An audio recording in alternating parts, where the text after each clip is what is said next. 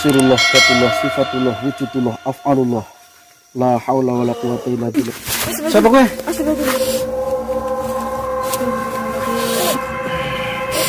Jangan lupa Subscribe, like, comment, dan share. Terima kasih. Assalamualaikum warahmatullahi wabarakatuh. Selamat datang di channel Guru Ridwan. Jangan lupa sucikan hati, tanamkan rasa, lapangkan dada, besarkan jiwa. Sahabat-sahabatku dimanapun berada, doa saya untuk kalian semua, semoga kalian selalu dirahmati Allah Subhanahu wa Ta'ala. Saudaraku, apakah yang dimaksud dengan budak Amon, gunung meletus, Trisula bercadik dan lain-lain? Mari kita kupas bersama. Bocah Amon sebenarnya kita di dunia ini adalah para penggembala, yaitu menggembalakan diri kita sendiri-sendiri. Kita harus bertanggung jawab tentang pengembaraan kita di dunia ini. Kita harus bisa menggembalakan, bahasa Jawa sama dengan Amon, ngemon nafsu kita. Kita harus bisa menundukkan nafsu-nafsu yang buruk kemudian tunduk di bawah perintah Sang Roh melalui pikiran yang telah jernih. Pada hakikatnya hidup ini adalah Amon atau menggembalakan tubuh ini, pikiran ini, nafsu ini, dan lain-lain. Lalu apakah yang dimaksud dengan gunung-gunung yang akan meletus? Gunung adalah simbol pola pikir atau alam pikir yang ada di kepala manusia. Gunung adalah bagian bumi yang paling tinggi atau atas. Pada manusia bagian teratas adalah kepala yang di dalamnya terdapat sang otak yang akan melahirkan pikiran-pikiran atau ide-ide yang positif maupun negatif. Di dalam salah satu serat diceritakan Gunung Merapi akan meletus dan mengeluarkan bau anyir bacin. Itulah simbol kekotoran pikiran. Menurut kacamata saya akan segera ada kesadaran nasional, di mana dogma, radikalisme, fanatisme yang mewarnai cara berpikir bangsa kita ini akan mengalami revolusi secara besar-besaran.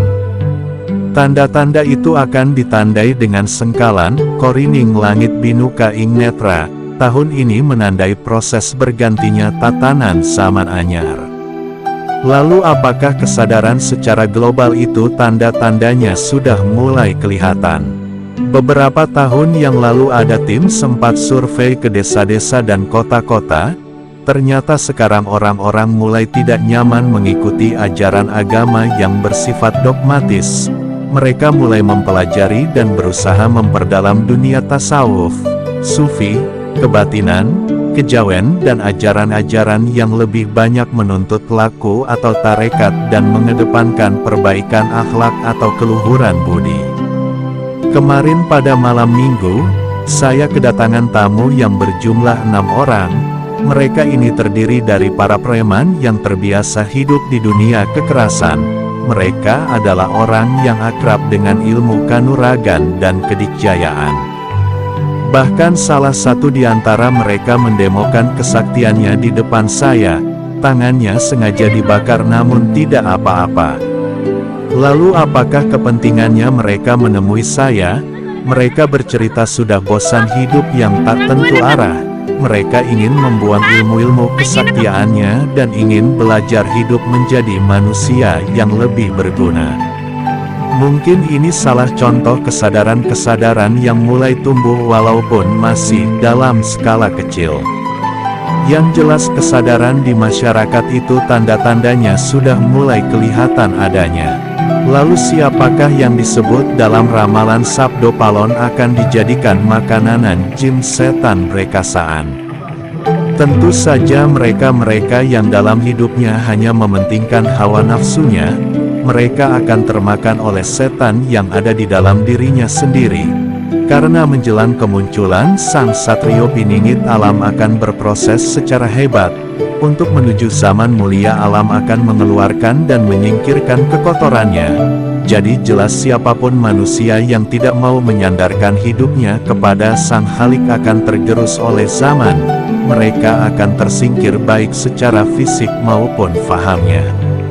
Seyogyanya sebagai manusia-manusia yang senantiasa mencari keutamaan hidup, mupadi kautaman, kita tidak usah terlalu meributkan siapa yang akan tampil sebagai Satrio Piningit secara pribadi atau tokoh yang akan memimpin bangsa ini. Marilah kita berjuang supaya bisa menjadi Satrio-Satrio Piningit buat diri kita sendiri, keluarga dan lingkungan sekitar. Syukur-syukur bisa ikut menciptakan Satrio-Satrio Piningit dari sekitar kita. Sekecil apapun andil kita untuk ikut mengembangkan kesadaran spiritual akan sangat berarti bagi perkembangan bangsa ini menuju ke Nuswantara yang gemah ripah loh jinawi ayom toto titi tentrem karta raharja. Assalamualaikum warahmatullahi wabarakatuh. Selamat datang di channel Guru Ridwan. Jangan lupa sucikan hati, tanamkan rasa, lapangkan dada, besarkan jiwa. Sahabat-sahabatku dimanapun berada, doa saya untuk kalian semua, semoga kalian selalu dirahmati Allah Subhanahu wa Ta'ala. Saudaraku, apakah yang dimaksud dengan budak Amon, gunung meletus, Trisula bercadik dan lain-lain? Mari kita kupas bersama. Bocah Amon sebenarnya kita di dunia ini adalah para penggembala, yaitu menggembalakan diri kita sendiri-sendiri. Kita harus bertanggung jawab tentang pengembaraan kita di dunia ini. Kita harus bisa menggembalakan, bahasa Jawa sama dengan Amon, ngemon nafsu kita. Kita harus bisa menundukkan nafsu-nafsu yang buruk kemudian tunduk di bawah perintah Sang Roh melalui pikiran yang telah jernih. Pada hakikatnya hidup ini adalah Amon atau menggembalakan tubuh ini, pikiran ini, nafsu ini, dan lain-lain. Lalu apakah yang dimaksud dengan gunung-gunung yang akan meletus? Gunung adalah simbol pola pikir atau alam pikir yang ada di kepala manusia. Gunung adalah bagian bumi yang paling tinggi atau atas. Pada manusia bagian teratas adalah kepala yang di dalamnya terdapat sang otak yang akan melahirkan pikiran-pikiran atau ide-ide yang positif maupun negatif. Di dalam salah satu serat diceritakan Gunung Merapi akan meletus dan mengeluarkan bau anyir bacin. Itulah simbol kekotoran pikiran. Menurut kacamata saya akan segera ada kesadaran nasional, di mana dogma, radikalisme, fanatisme yang mewarnai cara berpikir bangsa kita ini akan mengalami revolusi secara besar-besaran. Tanda-tanda itu akan ditandai dengan sengkalan, korining langit binuka ing netra. Tahun ini menandai proses bergantinya tatanan zaman anyar. Lalu apakah kesadaran secara global itu tanda-tandanya sudah mulai kelihatan? Beberapa tahun yang lalu ada tim sempat survei ke desa-desa dan kota-kota.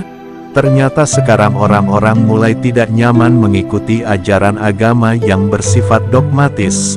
Mereka mulai mempelajari dan berusaha memperdalam dunia tasawuf, sufi, kebatinan, kejawen dan ajaran-ajaran yang lebih banyak menuntut laku atau tarekat dan mengedepankan perbaikan akhlak atau keluhuran budi. Kemarin pada malam minggu, saya kedatangan tamu yang berjumlah 6 orang. Mereka ini terdiri dari para preman yang terbiasa hidup di dunia kekerasan. Mereka adalah orang yang akrab dengan ilmu kanuragan dan kedikjayaan. Bahkan salah satu di antara mereka mendemokan kesaktiannya di depan saya. Tangannya sengaja dibakar namun tidak apa-apa. Lalu apakah kepentingannya mereka menemui saya? Mereka bercerita sudah bosan hidup yang tak tentu arah. Mereka ingin membuang ilmu-ilmu kesaktiannya dan ingin belajar hidup menjadi manusia yang lebih berguna. Mungkin ini salah contoh kesadaran-kesadaran yang mulai tumbuh walaupun masih dalam skala kecil. Yang jelas kesadaran di masyarakat itu tanda-tandanya sudah mulai kelihatan adanya.